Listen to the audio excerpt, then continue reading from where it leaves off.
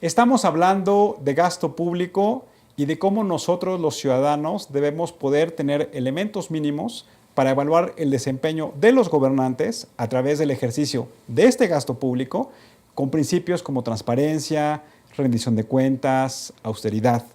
Y el día de hoy nos acompaña para hablar de estos temas, entre otros, Edna Jaime, que es la directora general de México Evalúa, una organización de la sociedad civil que trabaja de manera muy profesional en dotar de información a ciudadanos, a organizaciones, a gobiernos, sobre cuál es fundamentalmente el impacto de las políticas públicas en ciertas áreas. Ellos publican indicadores indicadores de eficiencia y de desempeño sobre estos programas públicos y son por lo tanto un facilitador y un proporcionador de información pública de mucha utilidad. Edna, muchas gracias por acompañarnos. Muchas gracias, Tulio, por la invitación. Me da mucho gusto participar en un programa que esperemos tenga mucho impacto, ¿no?, en el juicio de los ciudadanos. Pues tendrá impacto en la medida que ustedes sigan trabajando como sociedad civil en dotarnos de esta información que es muy relevante. Edna, para iniciar la conversación me gustaría preguntándote, ¿qué es para ti ser un buen ciudadano? Mira, ahora que estamos hablando de gasto público, de finanzas públicas, un buen ciudadano es quien cumple con sus obligaciones fiscales. Hay que pagar impuestos porque vivimos en sociedad y necesitamos que se generen ciertos bienes públicos, que si no los genera el gobierno no los generaría nadie más. Entonces, cumplir con lo que nos corresponde, pero a cambio también es ser exigentes para que nuestra contribución se transforme, como lo decía, en bienes públicos, en bienestar, en factores que propicien, faciliten la productividad y el crecimiento de la economía. Tenemos que exigir, Tulio. Nuestros gobiernos tienen que saber que hay ciudadanos que observan, que monitorean, que pueden hacer contraloría social de los recursos públicos, que exigimos la normatividad necesaria y los mecanismos de control necesarios para que el gasto sea efectivo y que llegue a donde debe llegar, Tulio. Entonces, para mí, en el contexto del tema de esta noche, un buen ciudadano es ese. Edna, un poco hemos hablado al inicio del programa. En la introducción hemos platicado con Alfonso sobre las propuestas de los partidos políticos y estamos hablando de gasto público, pero muchos amigos que nos ven por la televisión, que nos escuchan, que nos ven en las redes sociales, tal vez como que tienen una idea general de qué es eso, pero en términos muy prácticos, muy coloquiales, ¿cómo podemos definir al gasto público? Bueno, el gasto público es un instrumento con que cuenta el Estado mexicano para llevar a cabo ciertas actividades con un fin determinado. ¿A qué me refiero, Tulio? Si hemos definido como sociedad y que el gobierno lo ha asumido, atacar la desnutrición infantil, entonces si nos hemos propuesto ese objetivo, el gasto público es el instrumento para financiar actividades que deben eventualmente resolver el problema de la desnutrición infantil, de la pobreza, de la desigualdad. Un instrumento muy potente que debe estar bien estructurado para que dé resultados, Tulio. En ese sentido, Edna, hoy participamos en varias organizaciones en un proyecto que se llama la Agenda Ciudadana, el México que merecemos. Sí.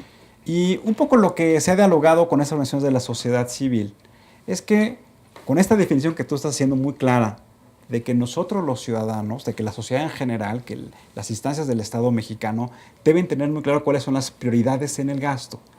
Y eso me lleva a hacerte una pregunta. ¿Cómo podemos lograr la participación de la sociedad civil, no solamente de la organizada, sino también de ciudadanos como los que nos están viendo, para poder jerarquizar y para poder establecer las prioridades del gasto público? Pues tenemos representantes para eso, Tulio.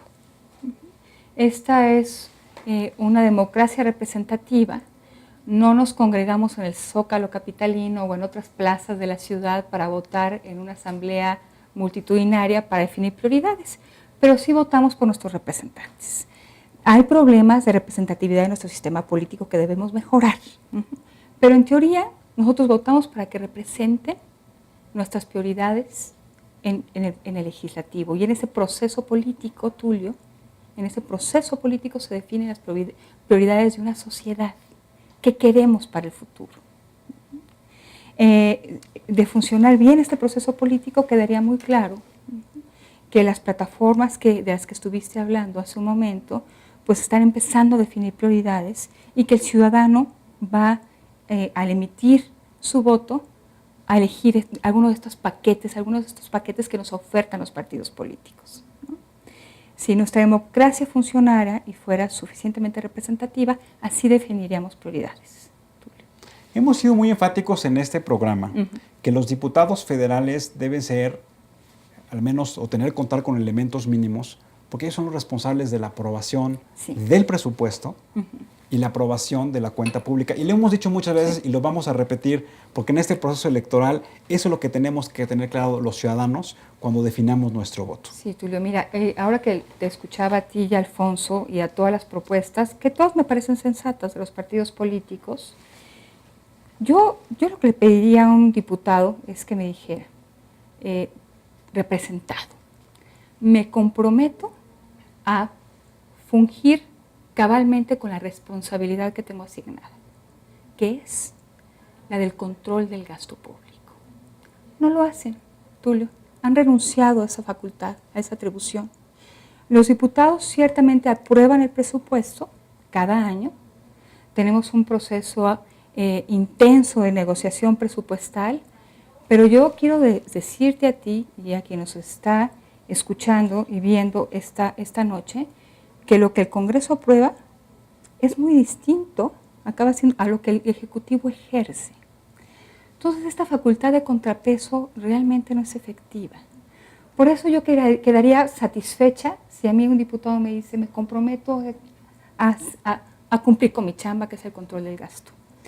El Legislativo aprueba un presupuesto, el Ejecutivo hace muchas adecuaciones durante su ejercicio muy importantes. En México Evalúa tenemos un trabajo específico sobre eso, se llama Descifrando la caja negra del gasto. Estudiamos las adecuaciones presupuestales, Tulio, y los movimientos son enormes. Lo que acaba ejerciendo el Ejecutivo se parece a poco a lo que aprobó el Congreso.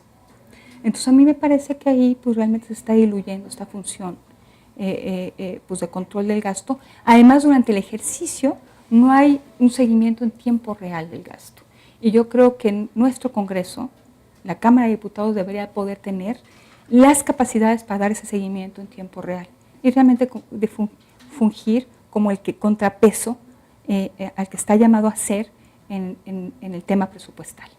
Edna, otro regreso con este comentario que me parece muy importante, pero para darle consistencia a lo que hemos venido platicando en el programa, vamos a ver una gráfica en donde utilizamos datos del Instituto Mexicano de la Competitividad, en donde que nos dicen cuáles son los estados que consideran que son más competitivos y cuáles son los menos competitivos, y ahorita lo vinculamos con el uso del gasto público. Me parece muy Veamos la gráfica, por favor. Como podemos observar aquí, considera el Instituto Mexicano de la Competitividad un índice que le llama Índice de Competitividad Estatal, que durante el año 2014 las entidades federativas que tienen mayor fortaleza en materia de competitividad son el Distrito Federal, Baja California Sur, Aguascalientes, Nuevo León y Querétaro. Cabe destacar que ahí vemos dos de las grandes economías de los estados del país, que son obviamente Nuevo León y el Distrito Federal, por la concentración de población, pero también por la concentración de generación de actividades productivas. Y como vamos también a ver en la gráfica, vamos a ver en contraste cuáles son las entidades menos competitivas, de acuerdo a este índice que establece el IMCO. Pues como podemos ver, el estado de Durango, Tlaxcala, Chiapas, Oaxaca y Guerrero, que claramente están relacionadas y están vinculadas, pues primero con las entidades federativas que menor crecimiento económico generan, pero también con las entidades federativas que concentran mayor pobreza y desigualdad.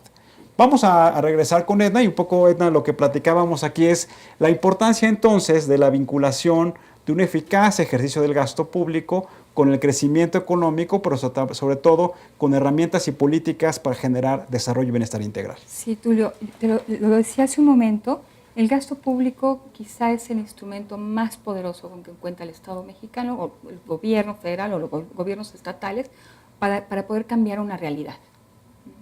Un gasto público bien enfocado, bien ejercido, a través de programas presupuestales, políticas públicas bien diseñadas, pues, pueden tener un impacto enorme. Los estados que son exitosos son aquellos que tienen un uso más eficiente de esos recursos, tienen mejores niveles educativos, que es lo que el IMCO incorpora en su índice de competitividad, tiene mejor infraestructura, tienen innovación, tienen muchos elementos que se ven favorecidos por un buen ejercicio del gasto, Tulio. Entonces no estamos hablando de cosas menores, estamos hablando, lo reitero, de un instrumento súper potente que no estamos usando bien en este país, Tulio, y con repercusiones enormes, gravísimas, ¿no? Creo que es muy importante hablar de una reforma de gasto. Nos tardamos. Ahorita que las finanzas públicas se están viendo comprometidas por la caída del precio del petróleo, por pues la reducción de nuestra plataforma de exportación, Tulio, pues ya nos llevó el agua a los aparejos y ahora sí tenemos que racionalizar el gasto. Estamos llegando tarde, Tulio. Yo creo que cuando se discutió la reforma hacendaria, debimos haber primero hablado de una reforma al gasto público. Entonces creo que va a ser ineludible que lo hagamos. Es decir, primero hablamos de cómo generar mayores ingresos, pero no fue acompañado de una reforma de cómo utilizar esos ingresos adicionales, que es la justificación y el argumento fundamental para incrementar la tasa de los impuestos.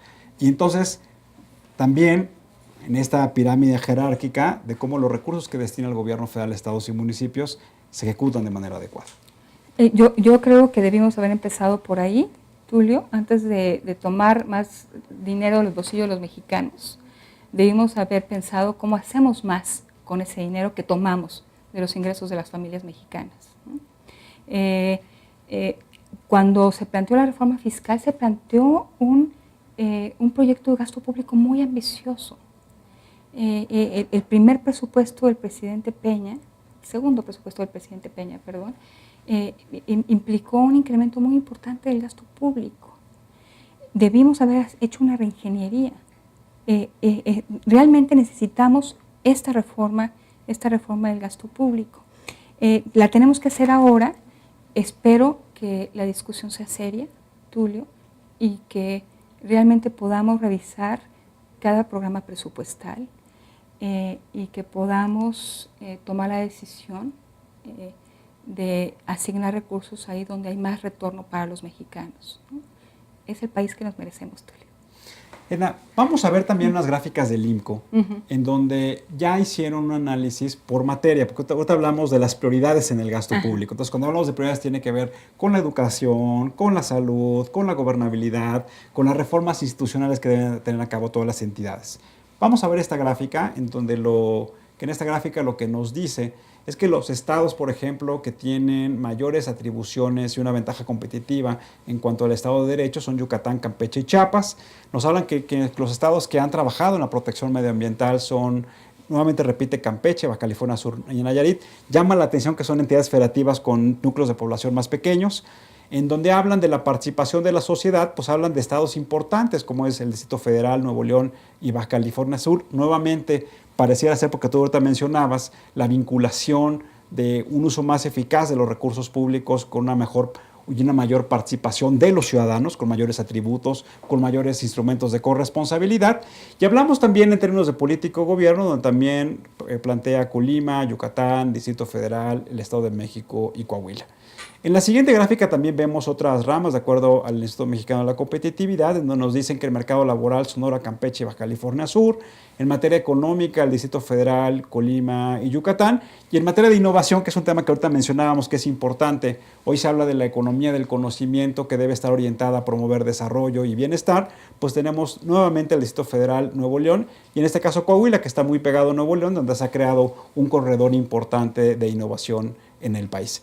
Creo que eso es lo que se refiere cuando hablamos de las prioridades que debemos tener en el uso del gasto público. La pregunta, Edna, con la experiencia que tú tienes, ¿qué herramientas podemos tener nosotros los ciudadanos para influir no solamente con los diputados federales, que son los que aprueban el presupuesto público, sino también con los gobernantes, para reducir esta brecha entre lo que se autoriza como presupuesto original y lo que se ejerce ya dentro del gobierno? Bueno, Tulio, nosotros hemos tenido conversaciones con autoridades de Hacienda. Me parece que han sido receptivos al tema de adecuaciones presupuestales. Nosotros reconocemos que los gobiernos tienen que, durante el ejercicio, que tener cierta flexibilidad. La rigidez en algunas ocasiones podría ser muy costosa. Imagínate un un desastre natural y que el gobierno no pudiera ajustar su gasto para atender una contingencia. Pero debe haber rendición de cuentas, Tulio. Si el Ejecutivo tiene, o algún ejecutor de gasto, tiene que modificar durante el ejercicio, ya sea disminuir o ampliar su presupuesto, pues tiene que darnos una explicación, Tulio. Se lo tiene que dar a nuestros representantes en el Congreso. Yo lo que le pediría a nuestros legisladores, como ciudadanos, es que estuviera atento, como lo decía, al ejercicio del gasto en tiempo real y estar atentos a que haya una rendición de cuentas sobre estas adecuaciones. Creo que es lo mínimo que podemos pedir. Si el gobierno federal, en este caso estoy hablando del gobierno federal, pero podría ser el gobierno de cualquier otro ámbito de gobierno, si quiere ajustar su presupuesto, creo que debe rendir cuentas sobre eso. Clave. Tenemos ahora en los informes trimestrales de Hacienda un anexo donde se nos da más explicación de esas adecuaciones. Entonces creo que eso ha sido un logro puntual e importante del trabajo de México Evalúa, de lo que hemos exigido a las autoridades hacendarias. Que todavía ciudadanos comprometidos, como es tu caso, y organizaciones altamente profesionales, como es el caso de México Evalúa, son los que acceden a esa información que es pública, pero que es poco receptiva en el sentido de que poco mundo la conoce. Sí. ¿Por qué no nos platicas, Edna? Ustedes como México Evalúa han identificado desviaciones importantes en cuanto a que siempre se ha planteado la premisa de que a mayor gasto a mayor gasto del gobierno federal o de los gobiernos se reduce el gasto de los ciudadanos, a mayor gasto del gobierno federal hay una mayor eficacia de las políticas públicas y ustedes han presentado indicadores, creo que en materia de educación, en materia de salud, en donde esto no es cierto. Mira, vamos por sectores. En el caso de la salud, Tulio, el incremento del gasto per cápita en salud ha sido muy importante, sobre todo porque se ha ampliado la cobertura a través del Seguro Popular. Entonces, estamos aspirando a una cobertura universal y por eso el gasto se ha incrementado de manera muy importante. Pero ¿qué nos llama la atención? Esperaríamos que un mayor gasto gubernamental implicara menor gasto para las familias en materia de salud, sobre todo para las familias de menores recursos. Y no ha sido el caso.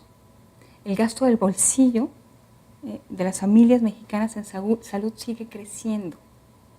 A pesar de que se ha incrementado el gasto público del gobierno. A pesar de que se ha incrementado el gasto público del gobierno, lo que nos quiere decir que pues, no está llegando a todos o no está llegando de manera suficiente, Tulio. Para muchas familias mexicanas, tener una emergencia médica implica un gasto catastrófico. Eso quiere decir que los puede pasar a los hace cruzar a la línea de pobreza. Fuertísimo. Una enfermedad hace una familia pobre, Tulio. Y vemos que los hogares mexicanos, a través de la encuesta ingreso-gasto, siguen invirtiendo mucho en salud. Las familias de bajos ingresos. Entonces no ha sido suficiente. Yo tengo un amigo que es doctor en el estado de Hermosillo, perdón, de Sonora, y me platica que en Hermosillo los hospitales públicos están reduciendo el número de camas porque se les ha ocurrido crear más oficinas administrativas, lo cual me parece una absoluta incongruencia. En uno de los estudios de México Evalúa sí probamos que el gasto administrativo en México es superior a muchos países parecidos a nosotros y a los desarrollados. Entonces ahí hay un tema que tenemos que abordar, ¿no? Hay un desperdicio importante de recursos en el sector salud. En el tema educativo, pues, ¿qué te puedo decir, Tulio? El incremento del gasto público ha sido constante en los últimos años y, sin embargo, nuestros niños y nuestros jóvenes no salen mejor en las pruebas estandarizadas. No hay una correspondencia en lo que se gasta y la calidad de educación que reciben nuestros hijos. El año pasado México Evalúa también presentó un estudio, se llama Censo Educativo, Radiografía del Dispendio Presupuestal. Lo que hicimos, el investigador Marco Fernández, fue analizar el censo. Por primera vez en este país se realizó un censo a las escuelas, alumnos y planteles educativos. Y encontramos una serie de irregularidades, Tulio, que sospechábamos que existían, pero no la magnitud con la que pudimos probarlo. 31,000 plazas, por ejemplo, de comisionados o maestros con licencia. Wow. 39,000 de aviadores. 114,000 jubilados fallecidos que siguen apareciendo en la nómina educativa. Y puedo seguir, Tulio. Hicimos el cálculo de la repercusión presupuestal que esto podía tener y va de los 16,000 millones de pesos a los 51,000 millones de pesos. Que eso más o menos, 60,000 millones de pesos, estamos hablando del presupuesto de varias entidades federativas del país, de varios estados de la República. Sí, si hacemos el ejercicio de si reasignáramos estos recursos, podríamos pagar programas presupuestales completos, vacunación, es un buen cacho del presupuesto de la UNAM, en fin, Tulio. O sea, cuando los partidos políticos hablan de mejor uso eficaz de los recursos, cuando hablan de austeridad, pues son las cosas que se tienen que cambiar. En el tema de la nómina educativa está aprobado, está el censo, no estamos inventando, están identificados. Yo creo que podría hacerse un ejercicio de regularización y tuvimos la oportunidad porque el gobierno federal decidió, ante el desorden de la nómina educativa, volverla a centralizar. El problema es que regularizó lo irregular. Eso parece, Tulio, porque no hubo una limpieza de la nómina antes de centralizarla. Y me parece que vamos a pasar una oportunidad importante. Pero aquí tenemos que incorporar un elemento clave. El gasto público está capturado por ciertos grupos. Hemos visto... Cuando hablas de ciertos grupos, ¿a quién nos estamos refiriendo para nuestros amigos? Aquí me estoy refiriendo a ciertos, al CENTE con C y también con S. Ya. Los sindicatos magisteriales. Cuando se quiere cambiar algún privilegio, pues tenemos la Ciudad de México paralizada. Encontraron la manera de alguna manera poner al gobierno federal y a los mexicanos contra la pared, Tulio. Hay una relación muy estrecha entre manifestación, incrementos salariales, de prestaciones, etc. Entonces hemos entrado en una espiral pues, infinita y por eso esta nómina es tan abultada y tiene tantas irregularidades. Intentar modificarlo implica un costo político, como lo hemos visto al tratar de implementar la reforma educativa. El campo mexicano, Tulio, perdón que salte, pero quiero ejemplificar el tema del costo político y la captura del gasto por ciertos grupos. El campo mexicano recibe miles de millones de pesos al año y el campo mexicano no es ni más productivo ni los mexicanos en el campo son menos pobres. Y la capacidad de autosuficiencia alimentaria del país se reduce de manera importante. Entonces, Tulio, ¿para qué sirven esos recursos? Para sostener estructuras corporativas en el campo mexicano. Por supuesto que deberíamos reasignar, tratar de cambiar esta lógica de gasto que no está dando resultados, pero no te quiero decir lo que implica en términos políticos. Se necesita de mucha decisión y se necesita que los mexicanos acompañemos a un gobierno a un liderazgo decidido a cambiar estas cosas, Tulio. Porque sí tenemos grupos privilegiados que pues que capturan los beneficios del gasto público. Y está muy, muy acendrado. Y el cambio, modificar el statu quo no es fácil. El secretario de Hacienda del Gobierno Federal ha planteado para el próximo año una nueva herramienta en materia de presupuesto público, que es el famoso presupuesto con base cero, y que se plantea que puede ser un instrumento que permite erradicar tal vez estas desviaciones. ¿Qué nos puedes decir tú, desde el punto de vista de México Evalúa, de la capacidad que tenga esta nueva herramienta para poder corregirlo? Me parece, Tulio, que en un ejercicio fiscal no vamos a corregir el gasto. Necesitamos una reforma profunda del gasto público, pero me parece importantísimo que esté en la mesa, que ya esté en nuestra agenda, que estemos hablando de revisar el gasto público, cada programa presupuestal. Me parece que el gobierno federal no tiene un tablero de control completo para poder identificar dónde están los buenos programas y dónde están los malos programas.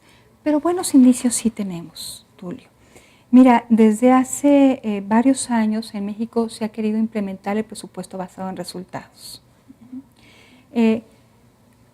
No lo hemos hecho a cabalidad es un ejercicio inacabado.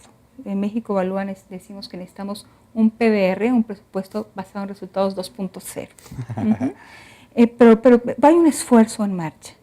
Y lo que implica es que cada programa presupuestal tiene una serie de indicadores, tanto de gestión como de desempeño, que debería darnos este mapa de cuáles son los programas que jalan y cuáles los que no. Pero muchos programas no los tienen, son insuficientes. No tenemos pues los indicadores suficientes, completos, para darnos este tablero de control que nos permitiera decir dónde está el gasto malo y el gasto bueno. Sin embargo, sí tenemos algunos indicios, como te los decía. He dado algo de evidencia en el tema educativo, el campo mexicano. El gasto, subsidios para la equidad, Tulio. Tenemos subsidios para el gasto destinados a equidad que acaban siendo regresivos. ¿Qué quiere decir? Que benefician a los que más tienen. Es una distorsión enorme. Que los instrumentos redistributivos del Estado mexicano generen más desigualdad. Es lo que quiero decirte.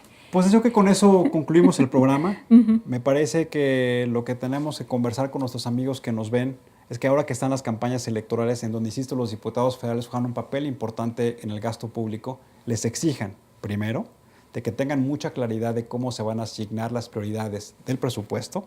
Segundo, que trabajen en lo que tú mencionabas, en el control en tiempo real, es decir, de día a día, de cómo se está ejerciendo el presupuesto para evitar reducir esta brecha entre lo autorizado y lo ejercido. Los que trabajamos en organizaciones privadas sabemos cómo funciona eso. Sí.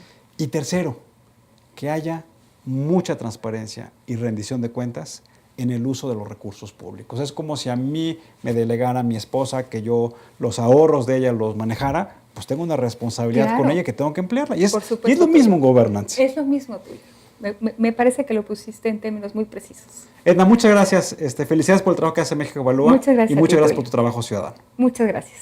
Amigos, muy buenas noches. Les agradecemos como siempre su participación en el programa y les recordamos que ante todo, siempre seamos buenos ciudadanos. Buenas noches y nos vemos en la próxima.